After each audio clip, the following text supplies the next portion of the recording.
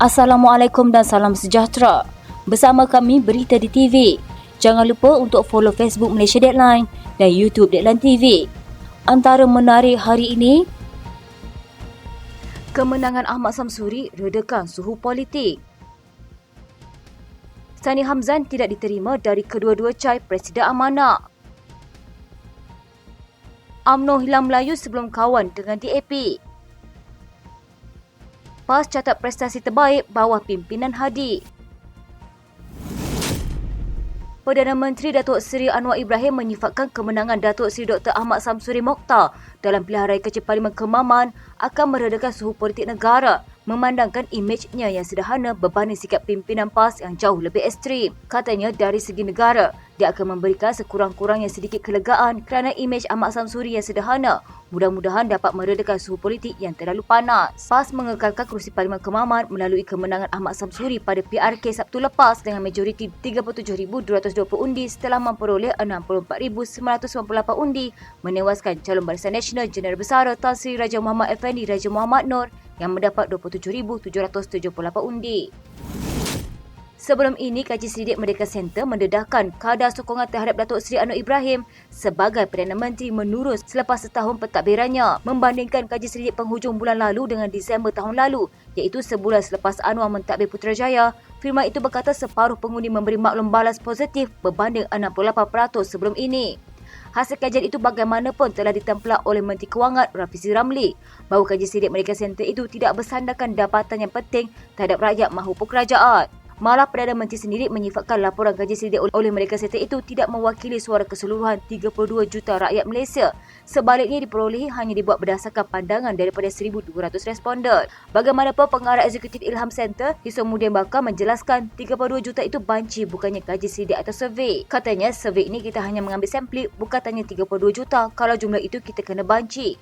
Mungkin kerajaan ketika ini merasakan bahawa mereka sudah melakukan yang terbaik tetapi hakikatnya tidak di mata rakyat. Kajian yang dijalankan oleh Institut Strategi dan Integriti Terengganu turut menunjukkan 62% responden tidak berpuas hati dengan prestasi Anwar, manakala 63% responden tidak bersetuju dengan kerjasama antara Pakatan Harapan dan Barisan Nasional. Pemimpin kerajaan tidak boleh bersikap menafikan segala dapatan kajian. Komentar oleh tokoh dan badan berwibawa juga berpandangan sedemikian sepenat setahun Anwar menjadi Perdana Menteri. Kemenangan calon PAS Datuk Seri Dr. Ahmad Samsuri Mokhtar dengan majoriti besar pada pilihan raya kecil Parlimen Kemaman adalah isyarat jelas bahawa rakyat semakin menolak PH dan BN. Justru Anwar dan pimpinan kerajaan perlu mengambil iktibar daripada hasil kaji selidik dan kekalahan di Kemaman untuk memperbaiki lagi kelemahan. Apa yang penting jauh terperangkap dalam sindrom penafian. Ini kerana sindrom penafian hanya akan memakan diri kerana ia akan menjadi penghalang terbesar dalam usaha memulihkan kembali keyakinan rakyat terhadap kerajaan madani pimpinan Anwar. Kerajaan juga perlu terbuka menerima sebarang teguran bukan mengharapkan pujian semata-mata. Ahli Jawatankuasa Pimpinan Amanah yang juga Ahli Parlimen Hulu Langat, Muhammad Sani Hamzan, ingin turut menyertai mana-mana cai atau kumpulan kepuakan menjelang pemilihan Jawatankuasa Nasional Amanah yang akan berlangsung bulan ini. Beliau berkata budaya cai wajib atau memilih pimpinan secara berpuak atau kelompok yang diumpamakan sebagai wabak penyakit serta musibah yang sering berlaku menjelang pemilihan mana-mana parti wajib ditentang kerana perkara itu dipersoalkan di akhirat kelak. Katanya budaya cai juga berlawanan dengan konsep rahmatan lil alamin atau rahmat buat sekalian alam yang menjadi slogan Parti Amanah, sekaligus berlawanan dengan akhlak, adab dan integriti. Katanya soal memilih pemimpin bukan benda main-main kerana dalam apa jua yang kita lakukan, di sana akhirat akan ada perhitungan dosa dan pahala, syurga serta neraka. Jadi sebab itu kena tengok betul-betul dan pilih pemimpin berdasarkan kepada merit berupa kemampuan, kebolehan, integriti, gerak kerja dan sumbangan kepada parti. Kalau perwakilan di seluruh negara merasakan saya perlu untuk duduk sekali dalam jawatankuasa pimpinan peringkat nasional, pilihlah saya berdasarkan kepada merit, saya tidak mahu dipilih berdasarkan kepada cai. Dalam perkembangan lain, Sani berkata Amanah sudah menghantar sekurang-kurangnya 2 nama sebagai calon jawatan menteri bagi Kementerian Perdagangan Dalam Negeri dan Kos Sara Hidup. Namun ia terserah kepada Perdana Menteri Datuk Seri Anwar Ibrahim bagi menentukannya. Katanya itu hak Perdana Menteri yang kita pun tak tahu bila tarikhnya rombakan kabinet dan mungkin jika kita hanya melihat dengan 2 biji mata, namun Perdana Menteri melihat dengan 100 biji mata untuk meneliti kriteria yang diperlukan bagi mengisi jawatan di Menteri KPDN itu. Sebenarnya bukan senang untuk duduk di kementerian itu sebab ia berkaitan dengan soal makanan dan barangan yang setiap hari kementerian itu perlu menjaga soal berkaitan makanan dan keperluan 33 juta rakyat negara ini. Menteri KPDS sebelum ini yang juga Timbalan Presiden Amanah Datuk Seri Salahuddin Ayub meninggal dunia di Hospital Sultan Bahya Alustar Kedah pada 23 Julai lalu selepas disahkan mengalami pendarahan otak. Portfolio kementerian itu kini dipangku oleh ahli Parlimen Papar yang juga Menteri di Jabatan Perdana Menteri Had Ehwal Sabah Sarawak dan Tugas-Tugas Khas Datuk Armiza Muhammad Ali. Pada 24 November lalu, media melaporkan Anwar ketika ditemui pemberita selepas soal Jumaat dan makan tengah hari di Surah Al-Furqan, Presiden 11 Putrajaya mengesahkan sudah mempunyai calon menteri yang akan menerajui KPDN dengan portfolio berkenaan akan diisi secepat mungkin tidak lama lagi. Presiden UMNO Datuk Seri Dr. Ahmad Zaid Hamidi menegaskan tidak ada peningkatan sokongan pada calon PAS di dalam pilihan raya kecil Kemaman Sabtu lalu. Sebaliknya, beliau berkata terdapat kekurangan pengundi putih UMNO sebanyak 10,000.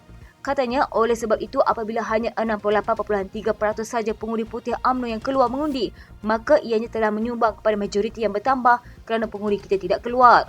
Menurut beliau, kemenangan Datuk Seri Ahmad Samsuri Mokhtar tidak boleh dianggap sebagai referendum kerana ia satu kepompongan yang kecil. Katanya mana mungkin 141 pengundi di Kemaman dianggap satu referendum. Jadi kita harap mereka tidak bermimpi di siang hari. Terdahulu Setiausaha Agung PAS Datuk Seri Taqiyuddin Hassan menyifatkan kemenangan Samsuri itu membuktikan referendum rakyat terus berpihak kepada kepimpinannya dan gabungan Perikatan Nasional. Taqiyuddin turut mengesahkan momentum sokongan menaik kepada PN dalam beberapa siri PRK pasca pilihan raya umum ke-15 termasuk di Parlimen Kuala Terengganu dan Pulat serta Dewan Undangan Negeri Sipan Jeram dan Pelangai. Ahmad Samsuri atau dikenali sebagai Dr. Sam menewaskan pencabarnya Jeneral Besar Tan Sri Raja Muhammad Effendi Raja Muhammad Noor menerusi pertumbungan 1 lawan 1. Naib Presiden PAS tersebut memperoleh 64,998 undi, manakala Raja Muhammad Effendi yang merupakan bekas Panglima Angkatan Tentera Malaysia mewakili BN mendapat 27,778 undi. UMNO mengakui sokongan pengundi Melayu kepada parti itu merosot, namun ia bukanlah berpunca daripada keputusan untuk bekerjasama dengan DAP melalui Pakatan Harapan.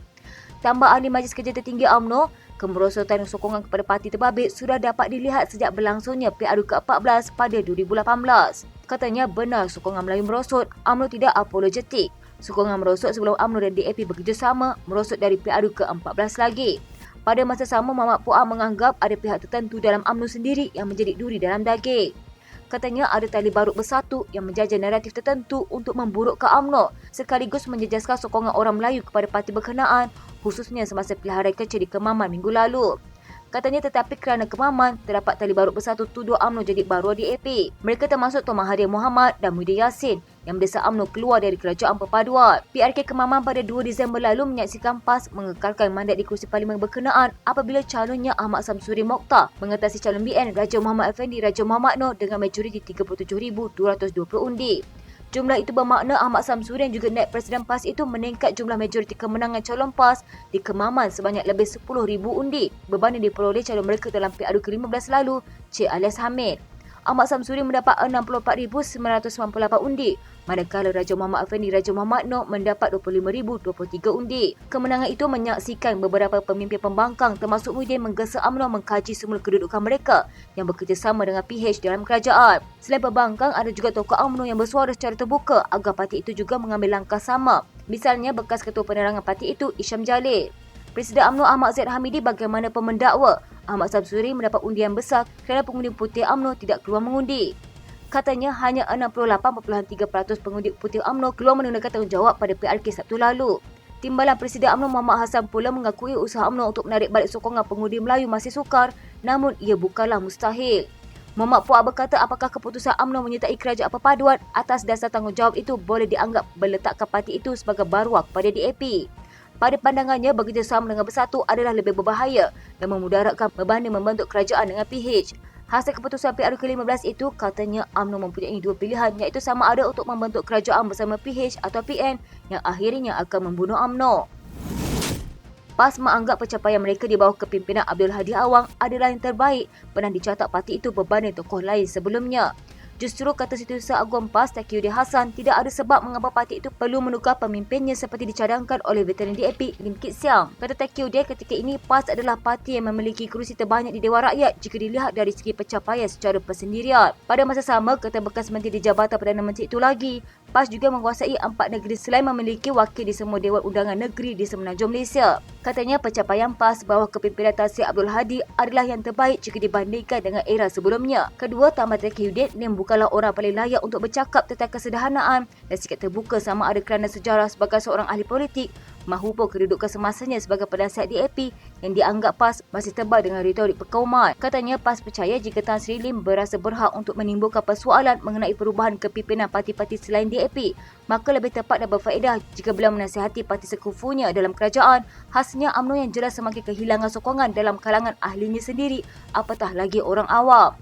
Lim melontarkan persoalan jika Abdul Hadi sedia memberi laluan kepada ahli Parlimen Kemaman merangkap Menteri Besar Terengganu Ahmad Samsuri Mokhtar memimpin PAS.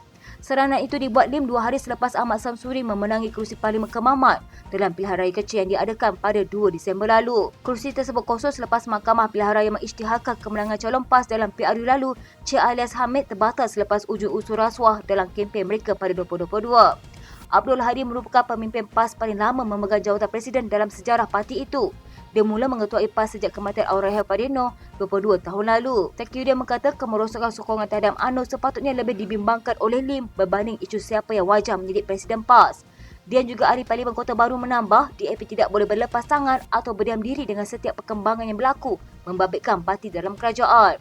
Sekian berita hangat pagi di TV pada hari ini. Jangan lupa untuk follow Facebook Malaysia Deadline dan YouTube Deadline TV.